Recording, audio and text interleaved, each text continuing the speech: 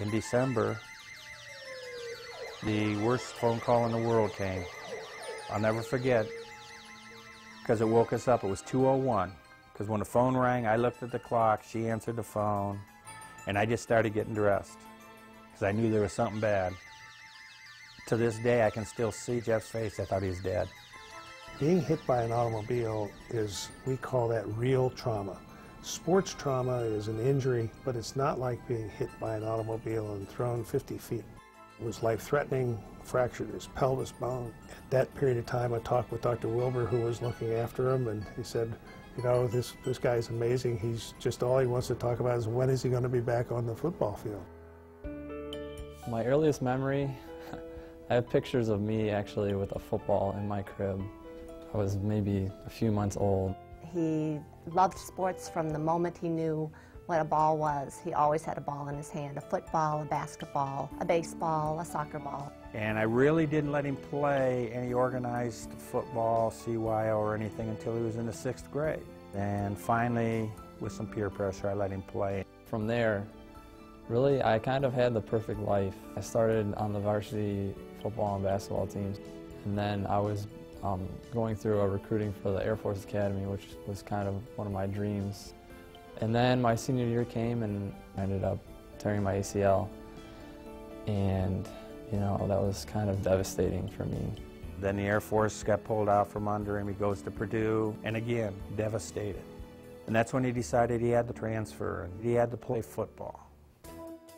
Jeff, when he did decide to come to BW, it was a great thing for us. He was very athletic, and he ran extremely well.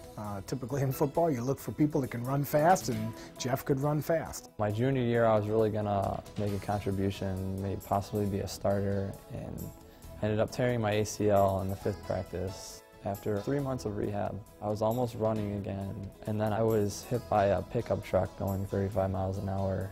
The initial injury, when he first injured his right ACL, I just used Dr. Bergfeld's ACL protocol. It wasn't until the second time when he got injured that I had to create something where his knee was involved, but I had to think about his hip. And then later on in the rehabs when we discovered more of a shoulder injury as well. I was looking forward to him coming back to play for Ball Wallace his senior year.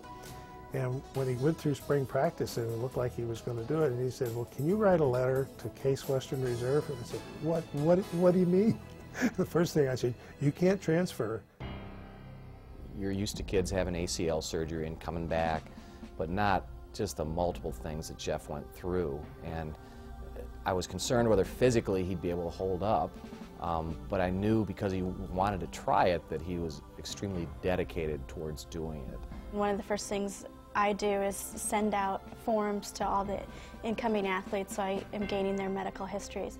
So when Jeff's came across my desk, you can imagine there was a lot of yeses checked in terms of injuries. So I immediately called him to get more information, and he came in personally with his father. They brought me all the documentation I needed, such as operative reports and notes from his physicians and things like that. When he first reported to our summer preseason camp, he instantly got hurt. It was a typical football injury, pulled a muscle, and unfortunately the game that he came back from it, the first time he set out on the field, he dislocated his fingers. So things were not starting off really well.